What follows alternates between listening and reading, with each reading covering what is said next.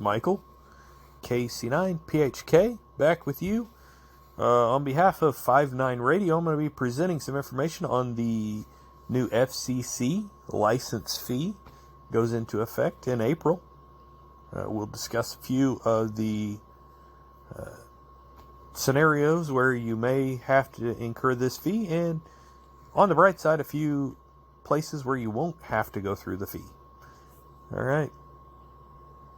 So what this comes down to is December of 2020, the FCC says that they were going to have to issue some fees to recoup some of their costs. They listed several different services that were now going to have fees. Some of them were modified. They were going to have to wait for the Congress to approve the fees, and then it had to be submitted to the National Register so that it could be determined when it would be enacted. And all this preparation has taken time. So here we are a year later, a little over a year later. And March, the FCC finally came out saying that April 19th of 2022, these new fees will go into effect. So this will affect Technician General and Extra Class licenses. Previously, when you took a test, you paid a fee. Those fees went to the VE team, divided amongst the VE team and the VEC, the Volunteer Examination Coordinator, and nothing went to the FCC. Now, these fees are going to the FCC, and it will not be submitted to your VE team. Cost will be $35, and that fee will also apply to vanity call signs. We'll go over that further in a few minutes.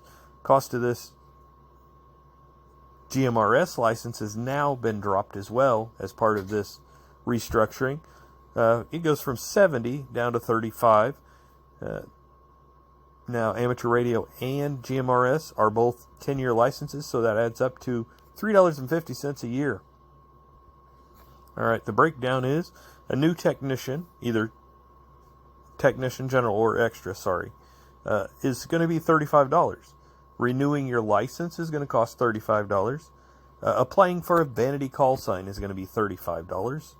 And new update here, just in the last few days as clarification comes out, administrative updates for name change, mailing address, email address, or phone number are actually going to be free. An additional one that I did not include on my slides, amateur radio club licenses, changing the trustee out is also going to be free. You'll have to pay for the renewal of the actual amateur license for the club call sign, but the trustee change will be free. All right. How are you going to pay? You're not going to pay your VE team. The VE team should have some sort of printout or form or information on how you pay that fee, but it's not going to be paid to them. Someone else can pay the fee for you, but they'll have to do it on the FCC Corps website using an FRN. They will have to have their own FRN. If you have an FRN, you can do it on the Corps website by setting up an account, which is free. You will have 10 calendar days from the day the FCC assigns a file number.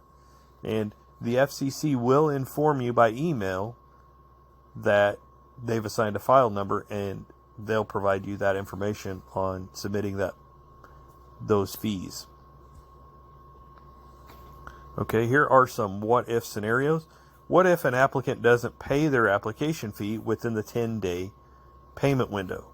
Well, whether it was submitted online or through a VEC, the FCC is going to dismiss that application without prejudice, which means it can be refiled, but they're going to have to pay the $35 additionally.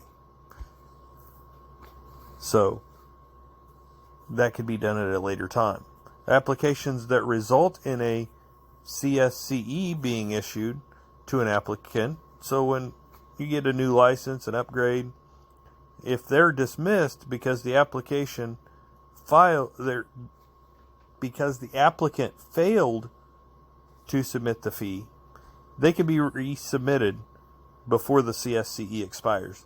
CSCE, if you'll remember from your studying, is good for 365 days. So you could resubmit anytime during that year.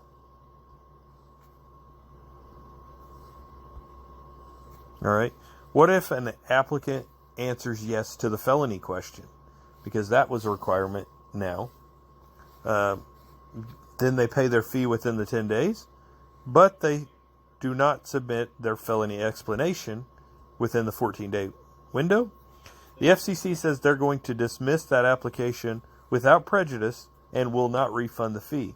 So once again, you could refile with your CSCE information, refile or then pay the fee, then submit your felony explanation and get licensed, or at least be considered. Say you apply for a new vanity call sign. You pay the fee. You do not get the call sign you requested. Somebody else gets it. The application is dismissed. Your fee is not refunded. There was word of caution for applying for vanity call signs that you could spend quite a bit of money trying to get a vanity call sign and not get granted. Additional information: the ULS will generate an automatic email for every application. So once the FCC gets your specific file containing your information, then they will send you an email, and that will have a link to begin the process of paying the application fee. I don't have a lot of more information at this time. I will try to do an update video as more comes out, and I'm trying to keep this short. So thank you on behalf of 5.9 Radio. Some of the information I've obtained came from the ARRL. Some of it has came from the Laurel VEC group. And on behalf of 5.9 Radio, thanks for checking out the video. Be sure to give us a thumbs up, make any comments. We'll try to reply to those. I can't really get in depth as far as specific details on how each VE team is going to relay this to you.